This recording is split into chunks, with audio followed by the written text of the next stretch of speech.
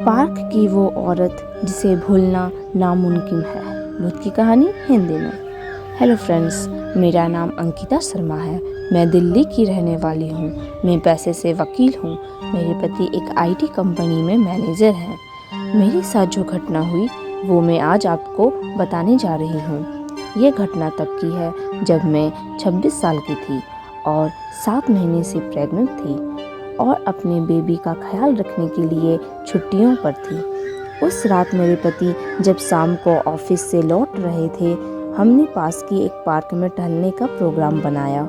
रात के 9 बज रहे थे और हम अपनी कार से वहां पहुंचे ताकि रात को वापस आते वक्त दिक्कत ना हो। वहां हमने देखा कि लोग बाग वहां टहल रहे थे। हमने भी वहां आधे घंटे तक चहलकदमी की। फिर जब थक गए तो वापस चलने का निर्णय किया। मेरे पति ड्राइवर सीट पर थे और मैंने जैसे ही अपनी तरफ का कार का गेट खोला, एक बूढ़ी औरत मेरे ड्रेस को खींचने लगी। मैंने इसे नॉर्मल बात समझकर उसे बिना पैसे दिए कार में बैठ गई। हमारी कार 5 मिनट चली ही थी और जब हमारी गाड़ी लाल बत्ती पर रुकी तो फिर वही बूढ़ी औरत सामने दिखाई दी। मैंने इस पर ज़्यादा ध्यान ना देते हुए घर पहुंच गए।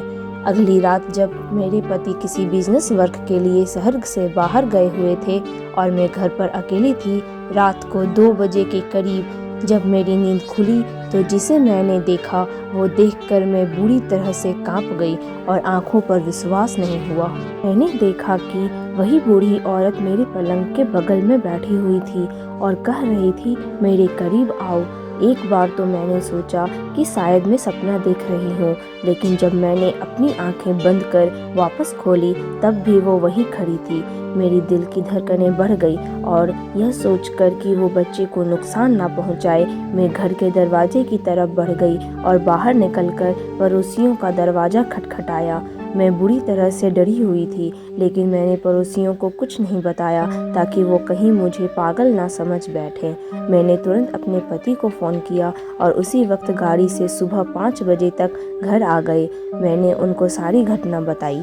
जब ये मेरी बात मेरी माँ को बताई तो वो तुरंत मेरे घर आ गई और उन्होंने घर में छोटी सी पूजा करवाई ताकि वो बूढ़ी औरत उसे दोबारा ना दिखे। उस पूजा के बाद मैंने कभी उस बूढ़ी औरत को नहीं देखा। तो इस तरह फ्रेंड्स, मेरी माँ की सलाह से मैं और मेरा बच्चा सुरक्षित रहे। दोस्तों, अक्सर ऐसा होता है कि गर्भावस्था के दौरान आपको कुछ विशेष ऐसी जगहों का ध्यान रखना पड़ता है जहाँ से कुछ रूहें अक्सर साथ लग जाती हैं।